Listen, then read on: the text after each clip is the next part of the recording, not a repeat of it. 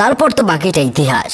এই বিষয়ে জানার পর তো এ দেশের জনগণের ঘুম হারাম, সাথে টিভি চ্যানেল ওয়ালাদেরও ঘুম হারাম।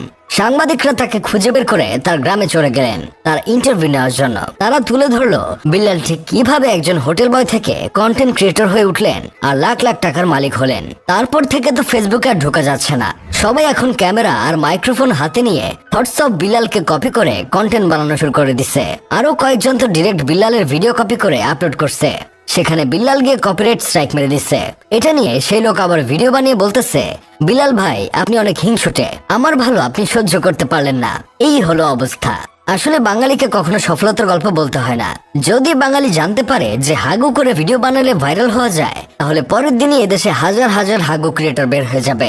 এই ঘটনার পর থেকে গ্রামে আর ধান কাটার জন্য কামলা খুঁজে পাওয়া যাচ্ছে না। এক চাচাকে জিজ্ঞেস করলাম, চাচা এলাকায় কামলা কোথায়? চাচা উত্তর দিল, বাবা কামলা তো সব টিকটকে চলে গেছে।